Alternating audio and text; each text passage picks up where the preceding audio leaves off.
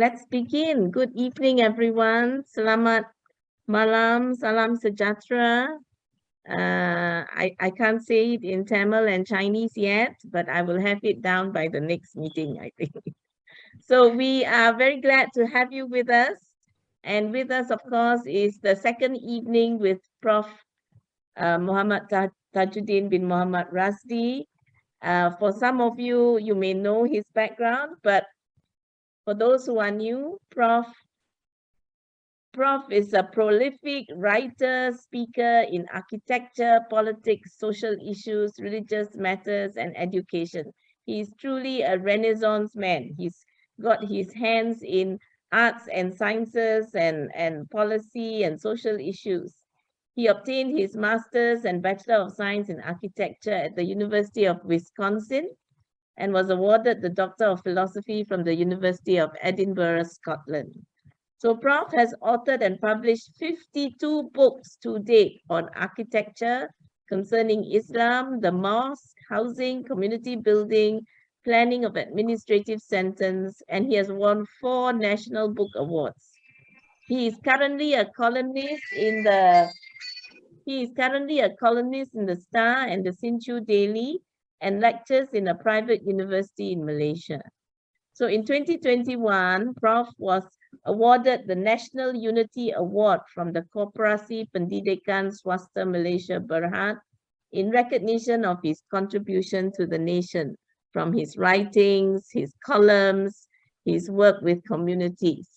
So I am very proud and pleased to present Prof in this series of evening talks because I think he has a lot to say to Malaysians, Muslim, non-Muslim, visitors, migrants, long stayers, permanent residents, and true blue citizens.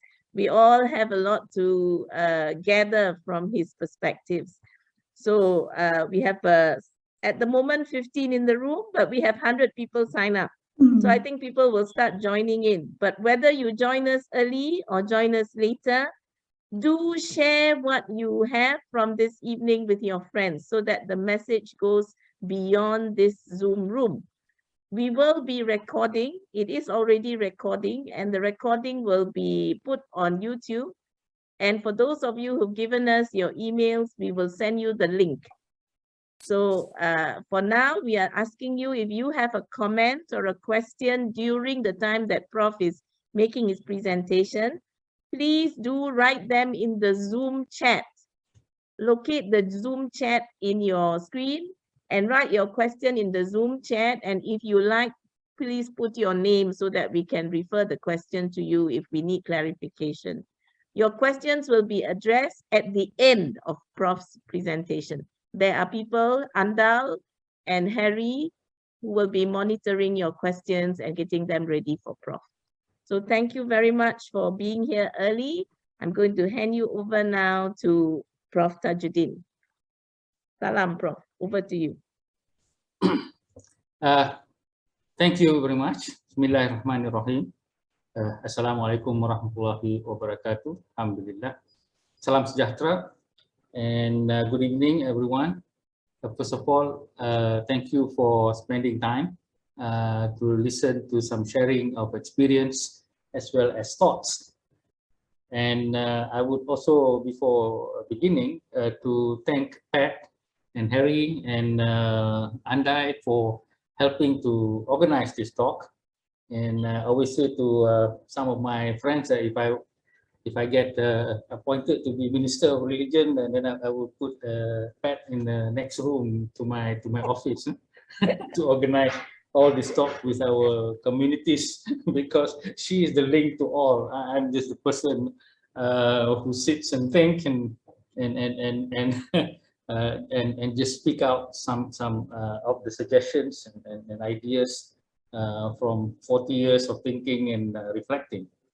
Now, tonight's topic, spiritual values in nation building, is actually part of the a series of talks where in the first time that I presented, it's about how we can change our country ourselves. And the idea here is that we don't rely too much on the political parties. We don't rely too much on the civil servant, although they are supposed to be our servant, but somehow they are not. And I said that, well, we shouldn't stop and so-called lose hope, because this is our home.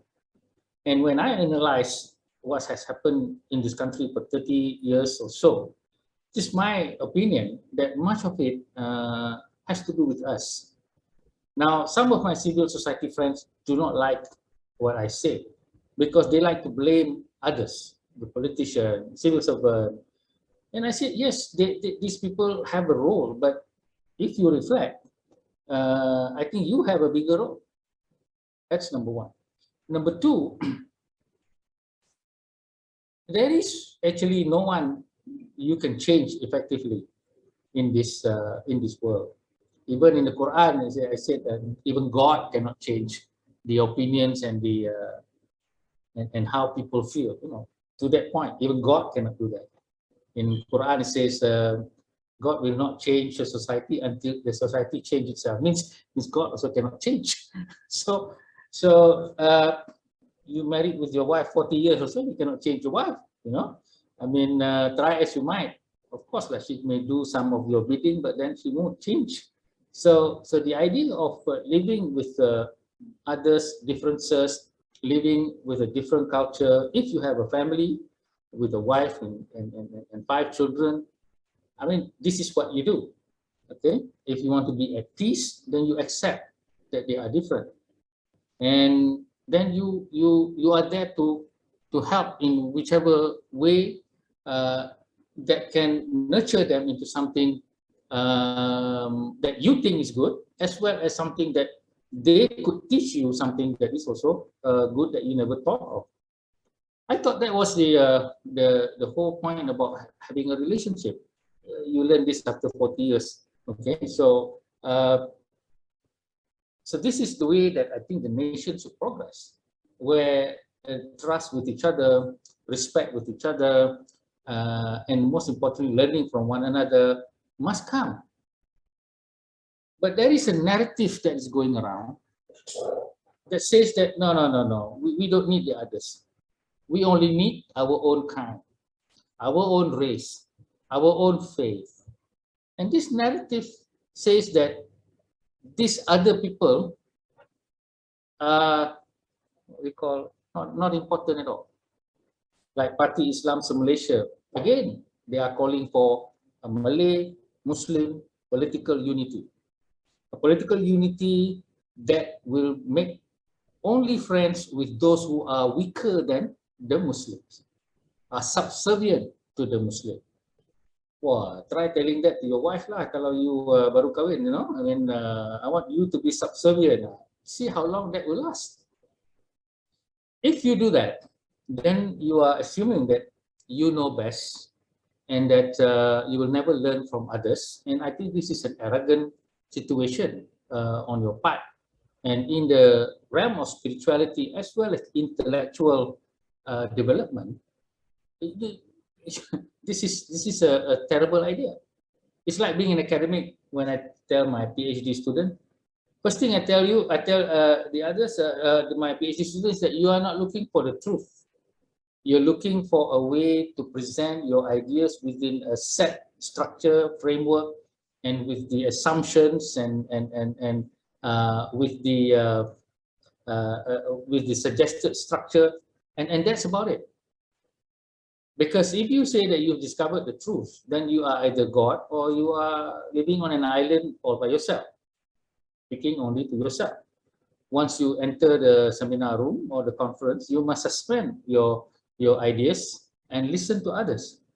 And if you don't do that, then you are actually not an academic, because an academic is a person who constantly in the not know, meaning they are always ignorant. Lao Tzu was the one who says, the wise stay confused. It's only the people who are not wise who think they know all. Right? I'm right, everybody's wrong. My religion is right, everybody else is wrong. My race is right, everybody else is wrong. This is not the wise person. So somewhere in all our years and years of education, we neglect to teach this. We teach people in boxes. This is the box of architecture, that's it. You graduate, this is it. This is the box of engineering, that's it. You graduate, this is it. This is the box of history. You get A1, there's nothing else to learn. I heard what somebody said there were 10,000 students of SPM who got straight A's. Wonderful, straight boxes. So our education teach us to be in a box. Why? Because it's very safe to be in a box. I said, if you put 5 cockroaches in a box, it's very safe. The cat won't get it. The rat won't eat it. It's safe. But after 5 days, what happened? They all die because there's no way to get food. So the Malays have a saying, katak di bawah tempurung. What happens to that katak? It's supposed to say that you cannot think beyond the world that you already see. But actually, not necessarily. I mean, the katak is going to die in that tempurung. So this is the education construct of this country from kindergarten up to the PhD level. Because I have supervised as well as evaluated many undergraduate, postgraduates, PhDs, and also I am in the position to give promotions or select promotions of associate professors and professors. And the question they ask the candidates, what book have you read outside of your field that helps you determine the future direction of your meaning of existence as well as your career? No one has answered, I have read another book. Basically, they don't even read books about their discipline themselves because they have been handed this box of PhD, the PhD of this discipline. And then that is enough for them. So many of us are the same. We have been handed the box of Islam, the box of Christianity, the box of this religion, the box of our history of our race. And then, cukup. This is a tragedy.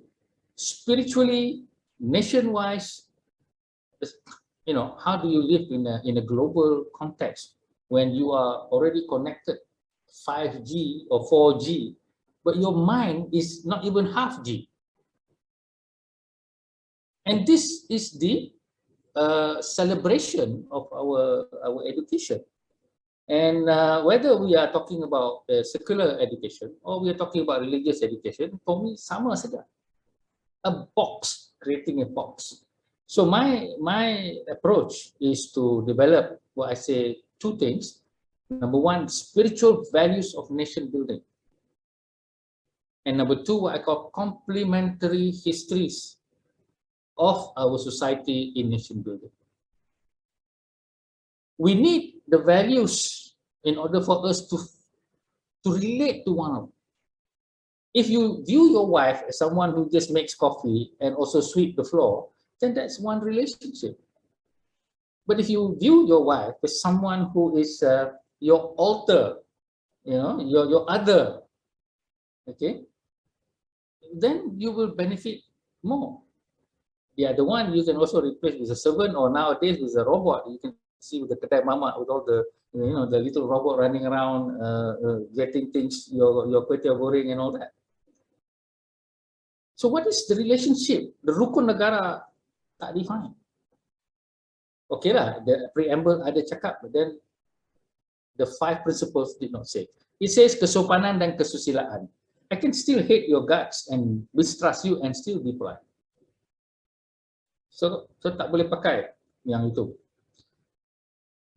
The other thing is that complementary history means we want to know where we come from.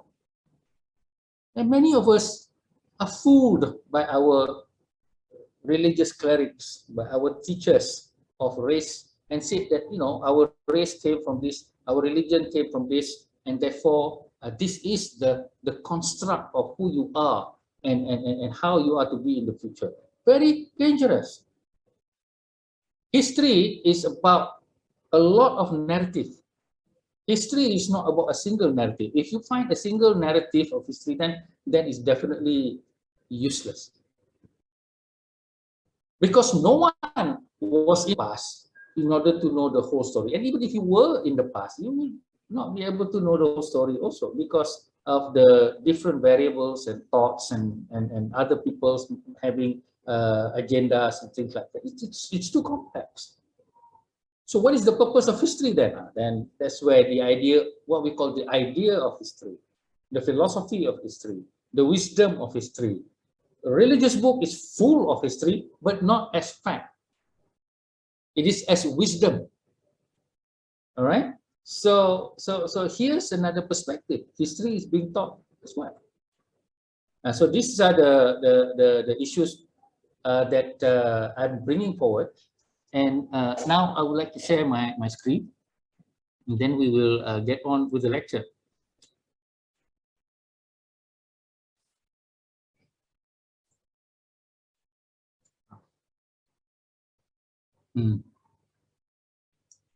Okay.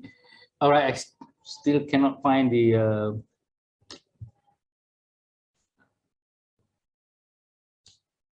So I don't know what happened. Let me see. On the top, Prof, you go to view presentation mode. Okay. On the top of the PowerPoint. Let's see where we go with this one. Is this already? Yeah. Okay? Yes, that's it. All right.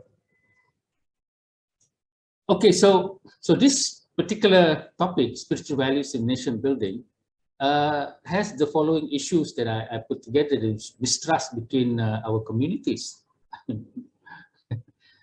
The formula of unity by the ministry and some research centers that I understand is not working because they are predicated on what I call the business model of relationship. Business model means you are working together as in order just to get one or two things, meaning that like in a business, you want to make profit and you want to do this. So we sit down, we have meetings and we work together. And after that, we leave each other and we actually don't trust each other because we just work together.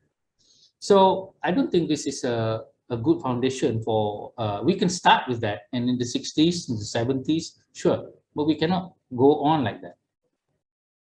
The Rukunegara is inadequate. I have already explained it. The religion is isolated from one another. Now, when we were Merdeka, we use what I call the Lulu Gua Gua approach, meaning you are you, me, I'm me. So in order not to step on each other's shoes, we say that we don't say anything about other religion. Don't say means don't say bad things about one, and don't even share anything. See, don't even share anything. All right. So now, after 70 years, this thing still is there. When I check the sermon or Friday sermon, thousands of them, there's not a single sharing of values with others. And the narrative here is that if Islam shares certain values with other religion, then there is a danger of making Islam equal with other religion. Therefore, this is bad. This gives the perspective that Islam is at the same level as other religion, when in fact Islam is supposed to be the truth and higher. So here is a big problem, because to me this is very childlike or children way of teaching. You know, when we were small, we were taught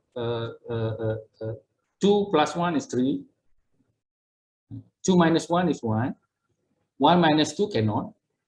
But when we go into Form 1, 1 minus 2 is minus 1. All right. 2 plus 1 can be 10, depending on your base. I used to ask this question. I said, what is 3 plus 4? Everyone who has PhD, whatever, will answer 7. Okay. I said, no. 3 plus 4 is 1, 0 or 10. Where are you coming from, bro? I said, if I were to use base 7, then 3 plus 4 is 1, 0. 1, 2, 3, 0, 1, 2, 3, 4, 5, 6, 1, 0, 1, 1, 1, 2, 1, 3, 1, 4, 1, 5, 1, 6, 20. This is called base 7. What we're operating on is base 10. 0, 1, 2, 3, 4, 5, 6, 7, 8, 9, 1, 0. We call it 10. 1, 1, 1. We call it 11. 1, 2. It is not 12. It is 1, 2. Right? So the correct answer or response to that question, what is 3 plus 4, should be, what base are you talking about? So this is a very critical thing. Same thing when I hold up a flask which looks red, and I say, what color is this? Everybody look at it in red and they say it's red. I say, what happens if I change the light source to green? What color would it be? It wouldn't appear red, would it? All right. So now we know that red was a temporary response because it depends on the source of light. And then the next question I ask is, what color do you think the cockroach sees this flask? So when you analyze from that, the red or whatever it is a relative thing. It's relative to the source, relative to your eyes, the molecules. If you're a human, it's like this. If you are a cockroach, it is different. So again, we are not taught this critical aspect until even PhD, we are not taught. Okay, a PhD, you want to get a PhD, you just follow a template of research. Okay, I've seen so many templates, and when I ask the question outside in a philosophical construct, they wouldn't be able to answer. And that's why I wrote the article, A Doctorate Without Philosophy. So Islamic political fundamentalism threatened total destruction of Malaysia. I know because I was once an Islamic fundamentalist for 30 years. I was there because there were some ideals which I agreed to. But suddenly, in the last 10 years, this all changed into a racial and a very extremist religious construct. And so I began to dismantle this idea of that, the idea that a religion can be part of politics. I no longer believe that. Once I understood where Parti Islam Malaysia comes from, because I also supported them, and I was also part of supporting Abim, Ikram, and all that, and I know a lot of things about their view of the world. But now I feel that something's wrong somewhere. And on Tuesday, when we have a discussion on Islam di Malaysia, Mahu ke mana, it is the first conversation that we are going to have among many on trying to redefine Islam as part of nation building rather than what PAS is doing as part of a nation hegemony or dictation or dictatorial construct. We have rise of an aging and educated but ignorant middle class. So the middle class, the dasar ekonomi baru, have grown old and have their enjoyment in life, have a lot of money. Now they're getting religious and they are hiring clergies, ustaz to teach them all these childish Islamic lessons. This is halal, this is haram. You go to Bon Odori, you are out of Islam. This kind of simplistic, very childish way of looking at things. Why? Because the ustaz that they hired are from very simple schools. They don't know any better. The mark of a professor and the mark of an ustaz are different. The mark of professor is the one, he always says, I don't know. But the ustaz will always say, I know everything there is to know. So there are two. Because the professor would research till the end of the boundary of knowledge, and then they will see a lot of questions more. And that is how it is supposed to be. Now, we must redefine the soul of our nation. Now, this subject is not discussed at all. No discussion. Not in parliament, not in media. Everything in the media is a response. Respond to something, respond to something, respond to something. Now, unfortunately, in parliament also, it's also respond to something, respond to something. So that is not a way We live in a life of respond that, and it's a reactive life. We must revisit the rukun negara and dasar kebudayaan kebangsaan, which was formed, I don't know, 50 years ago. And it's not relevant now. We must formulate an educational framework and be taught all the communities, because the government will not do so. We have to teach our own children, our own self, and this is part of the thing that we are doing now. We are teaching ourselves.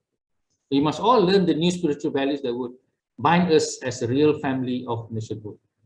So it's not enough to know this is a citizen. We have to follow what maybe say the Prophet Muhammad said. If you go to sleep with a full stomach and your neighbor is hungry, there's no faith. Okay. So he always advised, if you bring home food and the neighbors can smell the food, then you must offer them some. So this is one of the ways in which Islam, that I learned from the Prophet, is actually having these values, which I am very sure also appear in other religions in terms of being good neighbors, like in Christianity. So we start with 6 simple values because there are many. When I reflect, there are many, and I think just these 6 that we can just begin to look at it and be clear.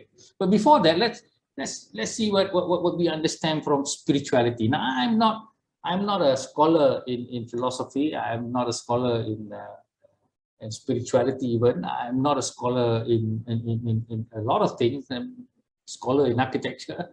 But all of this that I have put up here is simply a reflection of 40 years of reading various sources, religious sources, Western spiritualists like Eckhart Tolle, as well as even listening to Sadhguru. Enjoy that very much, and a lot of Buddhist lectures on Buddhism and how it relates to life.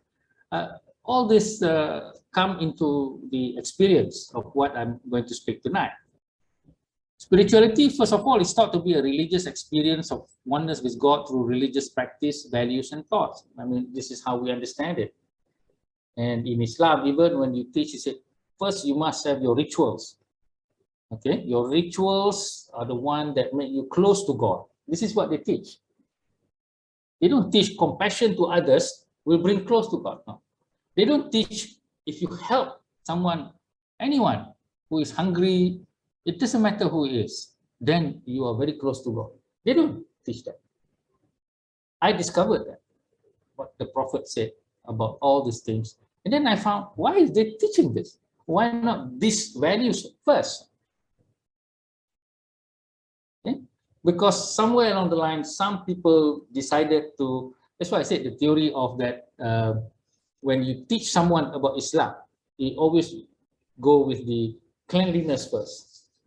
Very, the physical purity.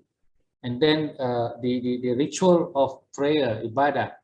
And then only, the fasting and things like that. And then after that, once you are clear on that, then only some other things about your, compassion and heart and things like this. This is the methodology of teaching. Who decided? When I began to read hadith, 20,000 of them, there's none that the Prophet said. It is a lot of things that are going around. So is somebody structured the education for children and for the simplicity of understanding. But when we grow older, like I said, 2 + 3 is no longer 5. Okay, but somehow what we learned from we were children, as Muslim, and then we left it because we're having a happy life, and after that you're growing old, and before you get your heart attacks and things like that, then you come back to being children. But then you treated, oh, I'm very powerful, I've got hundreds of thousands of ringgit, and I can, talk in social media, and what you're doing basically is just learning basic things as a children. Relationships are more complex than that. relationship with God, relationship with man, relationship with the environment. So spirituality, when religion becomes entwined with corrupt politics, culture, economics, big buildings, it ceases to be spiritual. Okay, spirituality or religion began with spirituality, but then it became a form of institution, a form of building, a form of community, which a lot of good from that, sure. But then the identity wraps it up under the tempura. And then you find that you are protecting an identity. You don't know what a religion is anymore. You are protecting your way of life, your way of dresses, rituals, and things like that. Now, some people will spread and say, oh, Prof Tajuddin says rituals are not important. The mosques and the buildings are not important. Okay. A lot of things are important. Your car is important. But if you don't have a car, if somebody knocks your car, what are you going to do? Scream at them? Yell at them? It's just a car. For goodness sake, it's just a car. Oh, no, I just bought this car, 200,000 ringgit. Very shiny, pearl white, It's just a car. Spirituality is defined by spiritualists who reinterpret the human experience. I like to read about those people who are not Muslims, they are not Christians, they are not Buddhists, but they use these religious scriptures and say that, well, they are trying to understand the original idea of this. And what wonderful things is that they don't, put up an animosity between, Christians and Muslims, because they are neither Christian nor Muslim. When I met some of my Christian friends who are Chinese from Singapore, we don't call ourselves Muslims or Christians. We don't define. I don't let that define me. I still pray 5 times a day, and if I can fast, then I will fast. And I went for Umrah and all that. And if I could go for Hajj, I would do that. But that doesn't stop me from, having a relationship which is good with others. Tak ada masalah. Suddenly, some minister says, you buat macam ini, you rosak akidah. I know my religion. And in Islam, there is no priesthood. You can make recommendations, you can make your suggestion, but you cannot put your power behind such things. And so it no longer becomes spiritual. Now, when I begin to look at the bigger side of spirituality beyond religion, which is also part of religion, but taking religion aside, then we see that spirituality is just a feeling of oneness. Oneness with what? Well, one is oneness with nature. And if you read Eckhart Tolle's book on the new world, and also listen to some of his lectures, he said, if you look at the tree is more than just, when you look at it, oh, it's for shade, or it's just to decorate the highway. It's more than that. It's bigger than that. The sun is not just there because you feel hot and things like that. You don't really have time to contemplate its miracle. And even yourself, you don't have time to look at the thousands of things that are happening in your body. So we don't appreciate this thing because we are busy chasing some things that we consider more important. And so our oneness with nature is isolated because we live in an aircon house, into an aircon car, going to an aircon office, back to an aircon grocery store, and then everything aircon. So you don't even feel the breeze or smell the air. Disconnectivity. And in our Classrooms, what do we teach? Science is photosynthesis. Yeah? So nature is being reduced to this process. The spirituality of it, wait until your religious class and Islam. Well, these people don't talk about it. The other is oneness with all men, with others. We want to feel that we are alone. This is not right. You cannot live without other people. Now, some people have proven that they can live without other people by going to an island and living by themselves. That's fine. I mean, there's no problem. They're at one with nature. They don't do bad to other people. So I'm okay with that. But for all of us, we live with others. We need the others. And my definition of being a Malaysian is that you are proud of your own culture, of your own heritage, but you must consider others as something that you need. Nah, ini yang susah ni. Okay? When we have to teach our children that we need these other people of other race. We need these other people of other religion. I know what the Muslim will say. The Muslim say, oh, you are sesat already.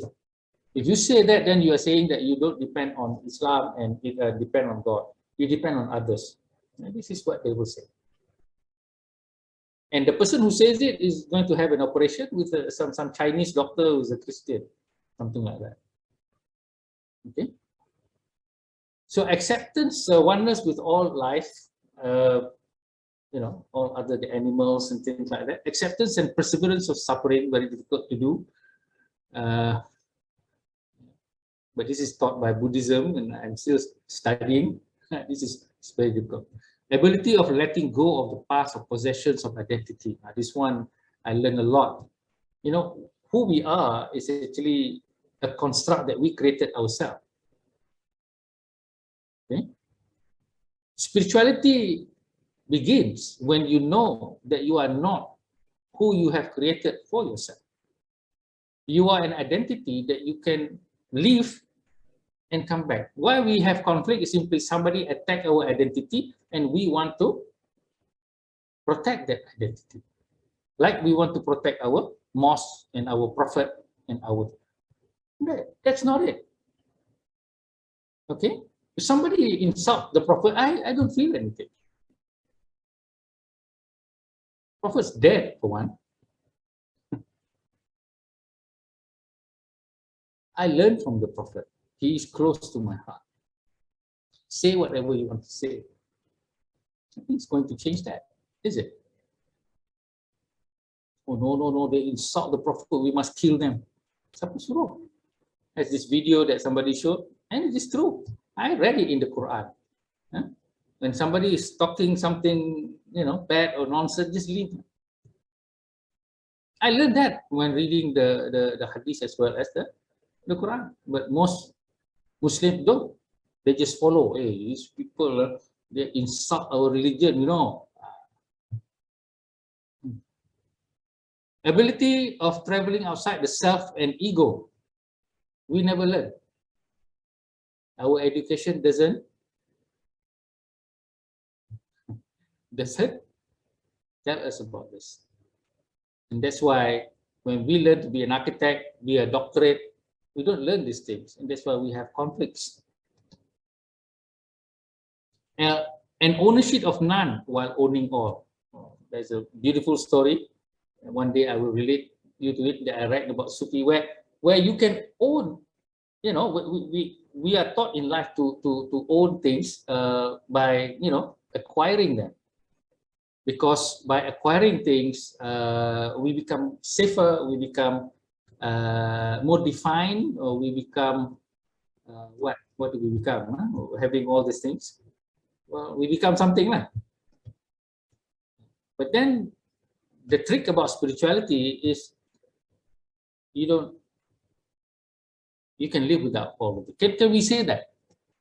Many people will say very difficult to leave our BMW, our children, our wife, our house, all this that we have collected. So life is very funny.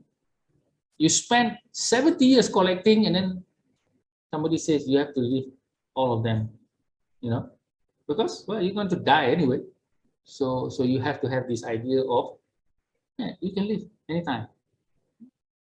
Now, this thing is very easy when you are sick and lying in bed for, say, 2 months. Then you know that what is really important and what is it really that you own. Barely the clothes on your back, isn't it? Okay. So all this realization should humble us, you know, living with nature, thanking nature, humble us, living with others, hoping for others to help us, humble us.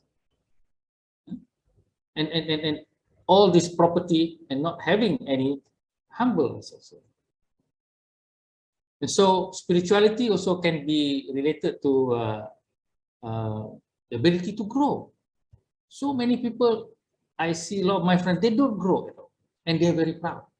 They say we are preserving what we understood when we were children, and that shows that we are on the right path. Wah, susah cakap dengan orang macam ni. But they admit that before they knew architecture, they learned about architecture. But on religion, no. The old way that I learned is the right way, and therefore.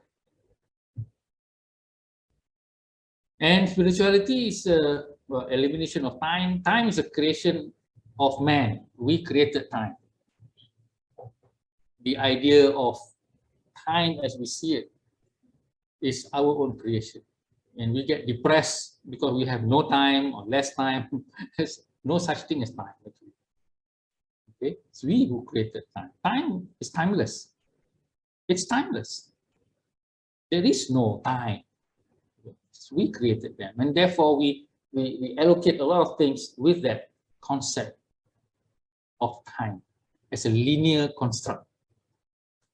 I don't want to go all to the metaphysics, even I don't understand half of it, but I begin to understand it when I listen to a lot of these talks on YouTube and comparing it with the things that I have gone through in life. Now for today, these values, we start with 6 values only. First, our blood is red. And second, we are here because of others. And third, we need one another to complete our lives. Fourth, we only have one boat. Fifth, we breathe the same air. Sixth, the most important person is the one in front of us. Something I learned from Ajahn Brahm.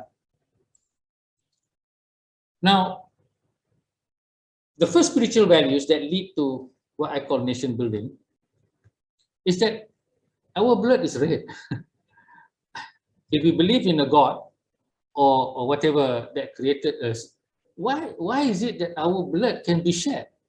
You know, if I have the same blood of A with a pack here, then I can give it to her. I have 4 different packets of blood when I was lying in a hospital. And I jokingly asked the doctor, ini blood India ke China ke or Kadazan ke? What is it? I don't know. Is it A or is it O? Is it? It just comes like that.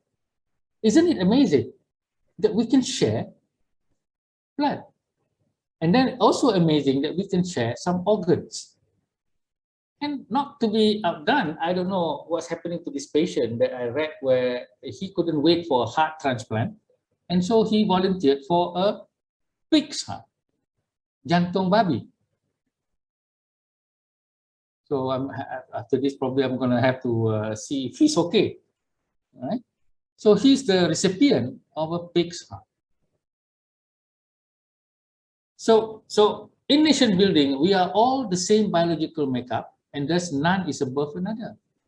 The classification of wealth, social status, race, and religion have no meaning when your life depends.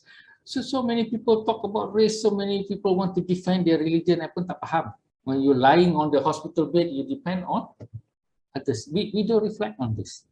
Ada kita ajar dalam masjid ke, dalam church ke, this simple thing. This is something I learned from my friend, an architect. When I asked him about what is architectural identity in Malaysia, he answered, first of all, you have to know who you are. How is it that you come to be where you are now? And he said, if you reflect in your past, there are people who have helped you and crossed your path. And these people are from different races, your teachers, your doctors, your friends, your neighbors, and then your parents, who also in turn have their friends, their teachers, and their... So our life is a crisscrossing of cultures. And the disappointing thing is that one race thinks that they can survive without others, as if they are there magically, they appear. When we had a tuition class in my house, 60 students, Malay students, all that. We teach English and mathematics. I said, now all of you must practice with your friends, speak broken English. Saya nak practice dengan siapa? Tak ada kawan pun.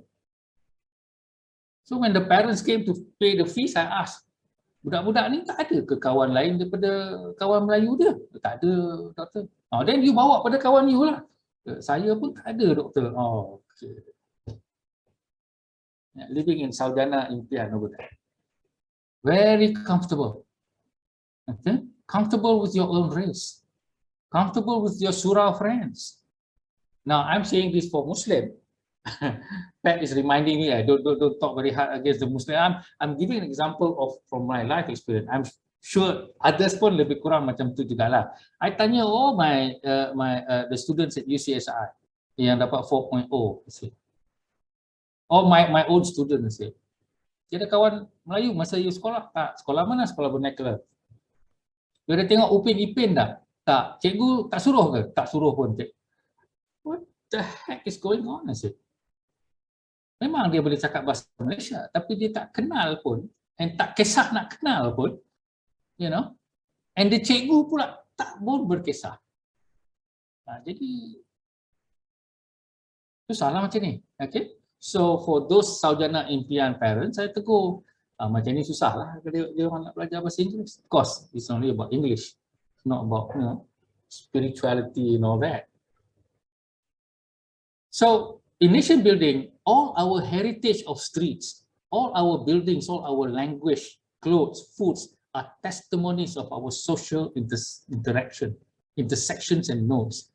So he, my friend architect Hajida, made that statement. Then only I appreciate heritage. If not, to me as an architect, you know, I'm a modernist. I learned about modern design, about big structures, you know. I couldn't care less about old building. Old building, die lah. You know? But when he put it that way, it's not only about nation building, but it's a higher spiritual construct. So when I heard about streets, you know, jalan, you know, Mak Saleh name turned into Jalan Hang Tuah, I said, what the heck is going on here? Why must you change this name?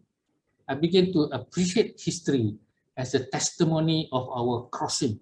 So no one taught the student this kind of history, and this is the subject of my article the last time that I wrote about a nation's history, and perhaps also maybe another the next talk. Now we need one another.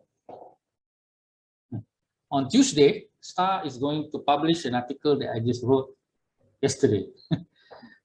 It's called "Honoring My Debt to Malaysians." I'll give you a quick preview. What I wrote was, I said that in this article, I want to honor my debt, my hutang to Malaysians. What is my hutang? First, hutang amalan, meaning perbuatan, other people helping me to be where I am. The one that I explained just now. So I honored my teachers, and I explained some of the teachers, mostly non-Malays, who have helped me along the way. So I am honoring and thanking them. Because in Islam, all debt in this world must be paid upfront. If not, you are owed in the hereafter. And if you don't pay off that debt, whether it is amalan or money, then your good deeds will be used to pay the other person. It doesn't matter the other person is a non-Muslim or Muslim. If you owe that person, then you must. So if you call a non-Muslim by a very insulting name, you owe a debt to them to say sorry. If not, that non-Muslim in the hereafter will tell Allah That person said an insulting word to me, and he did not apologize. So I am calling his death. So Allah will allow some of his good deeds to be transferred to this person. Now Muslims think all Muslims will go to heaven. I don't know where they learned that. Going to heaven is God punya prerogative. Nothing to do with you praying 5 times or 25 times. Pray lah banyak mana pun.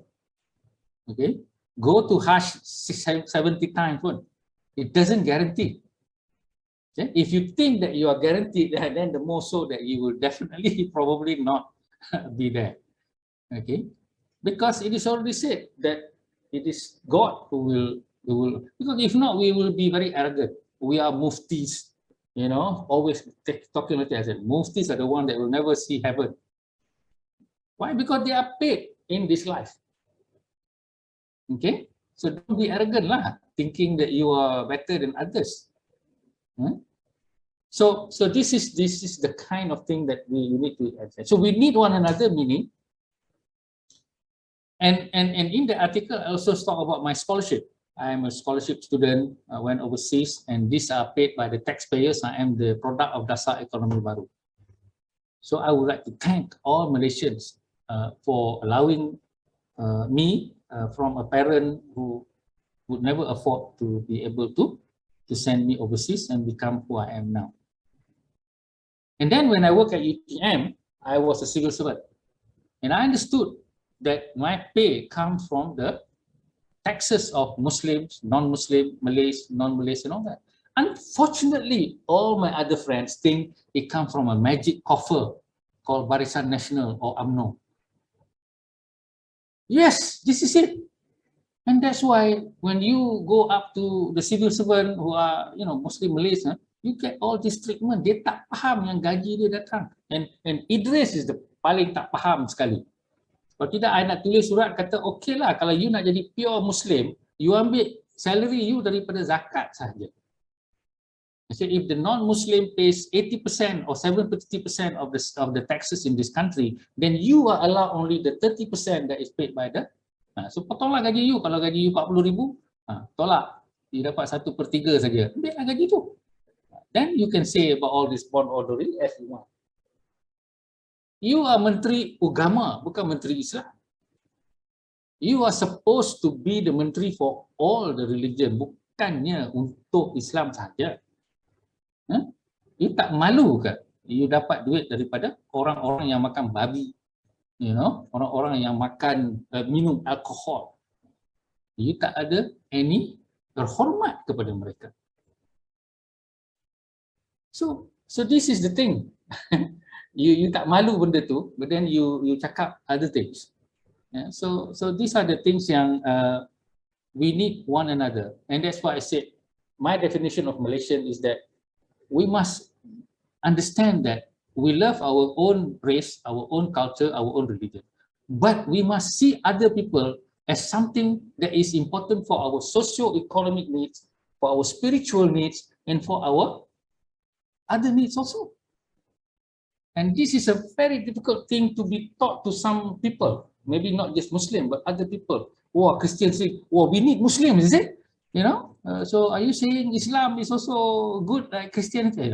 This is a very childish talk. Okay, so we need one another.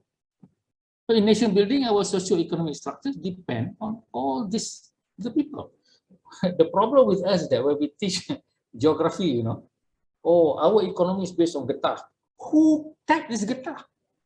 Dia tak cerita. Our economy ikan, you know, all these farmers. Who are these farmers? In Perak, they are evicting Chinese farmers so that they can put industry. At the time when we chicken pun jadi problem. Okay, so because our education, dia tidak mengaitkan antara hubungan antara kita manusia. The idea that we need one another, tak ada langsung. What the hell are we teaching? We're teaching pokok getah, pokok kelapa sawit, fotosintesis. Itu saja. Spirituality tak ada. Connection to people tak ada. And then we buat Ministry of Unity, billion-billion bagi. Now we must have unity. You don't need those things kalau you just teach all these values. Okay? I work for UCSI. The owner is not a Muslim. And he's the only one who would hire me because the public university won't, even though I'm the best architecture professor and the most senior. And 50 books, no one graduates without reading my book. But because I say things of critical in nature to one race and one religion, I'm being seen as a disloyal and a person not worthy, even to be invited for a talk. And that's why I have to ask Pat, buatlah, kalau tidak, all this knowledge goes with me when I die, you know. Tak baguslah orang Islam, you know, as long as I live, I promise myself, all knowledge must not be in here, it must be out there. I promised to write, I wrote. Okay, now I promise to talk, so I talk. Okay, because this is my wakaf ilmu. I don't have money to build mosque. Okay, I only have knowledge to give, and all of you are the testimony that will be carried to the judgment day. That says, yes, Tajuddin, you know, he spoke about this because he knows it. All right. So the other thing is that we only have one boat. This is our boat, Malaysia.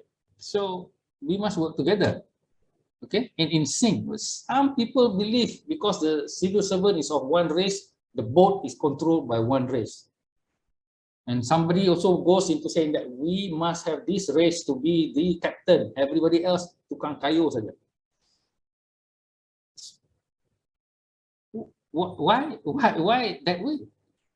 We're going to this destination, it doesn't matter, I can kayu, and then ganti, you know, we're going to one direction, aren't we?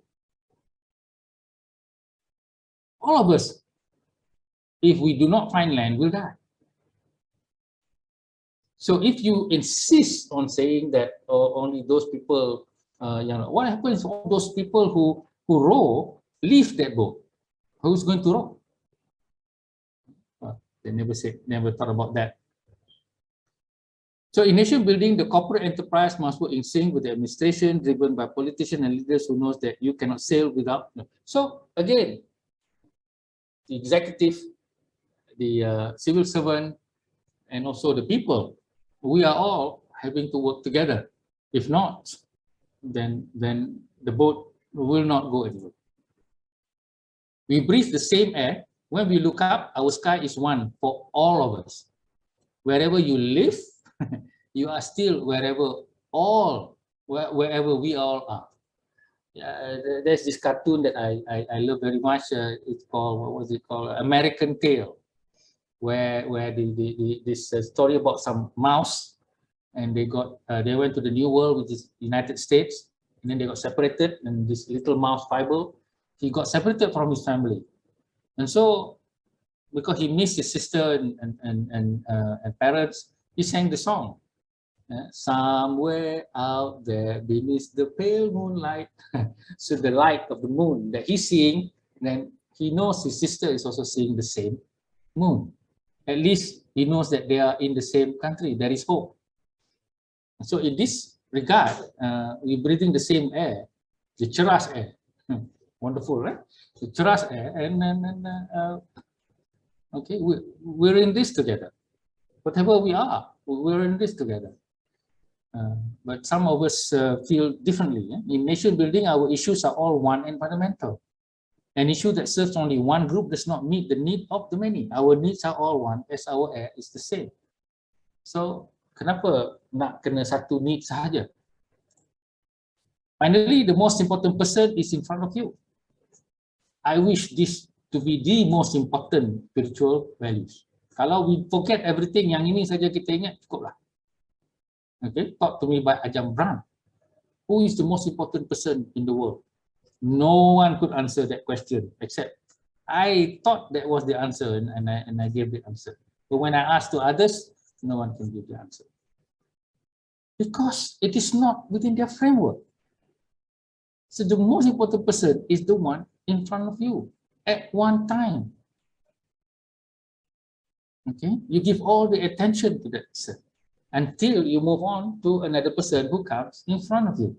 And then another person, doesn't matter who that person is. The shopkeeper, the bus driver, you know, anybody you meet. I love one of these, Norman Vincent Peale, you know, I learned from him. He's a psychologist as well as a Christian priest. And he said that when he wants to take a bus or a train, he would just sit quietly. If he doesn't have a book, then he would just look at all the other people waiting, and then he would pray for each and every one. He doesn't know them. It doesn't strike a conversation, but he just, you know, he just look at them and wish the best for each and every one.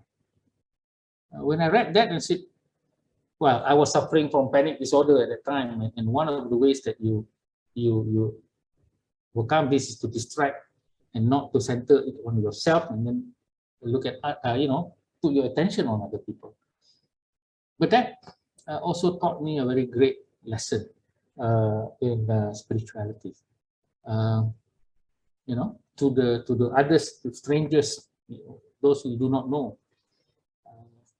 I mean, you pray for your parents, fine, they help you so much. You pray for someone else, and you hardly kenal pun, that's something. Where do we learn this? Which history book? Which geography book? Which science book? Which mathematics book? Which kemahiran hidup book? Look at all the subject. Subjek dia tak ada sentuh langsung terhadap jiwa manusia. And we wonder why we are like this. Bagi saya, satu benda yang tak pelik langsung.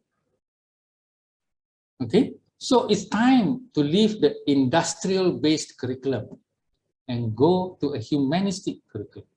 And if the government still doesn't want to change, then we need to send our children to an affordable international curriculum that we create ourselves. And I love that the Sarawak government has now seen the light to sponsor such schools. What they are doing is actually a rebellious thing against the national curriculum, and I salute Abang Johari and the Sarawak people for that. I wish a lot of our states do that, but our state dia bagi sekolah agama. This is the breeding ground, I'm sorry to say, for all this. Now, how do we resolve this? And I hope, but I will never be invited, and that's the problem, to talk to these people, okay, and say that there is a bigger world out there. There is nothing wrong with you accepting others, respecting others yang not of your religion. It is part of our spirituality. The Prophet had to ask the help of the Christian. The Prophet had to depend on his uncle, Abu Talib, while he was in Mecca. If not, he would have been killed. But Abu Talib never became a Muslim. So what does that teach you? So this is the spirituality that is missing, I think, in religion as well as our education. In conclusion, we are all part of each other, socially, biologically, environmentally, and with the same basic needs. Our differences are petty because we were brought up by an education of competition of more for one and none for all. Yeah, that is basic of our education. Siapa dapat nombor 1? Only 1% can get number 1. There are 39 other person who does not get number 1. We have to change that. Everyone is number 1. Okay, so my wife and always complain. Ask me what you give you know, to your daughters. If they get A, you give 50 ringgit. To Ibrahim, he gets B minus. You give him 50 ringgit. I say he's not as clever as his daughter, as the other budak-budak perempuan ni. Alright, he struggle, so should be rewarded. This is biased to laki-laki. I don't work like that. Okay, so time to change the paradigm of learning and living towards a spiritual trajectory of humanity and nation family. Nobody actually teaches this. Nothing. Tak ada, zero.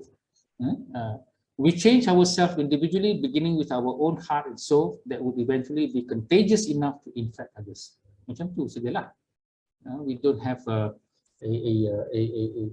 mahkamah syariah to force people.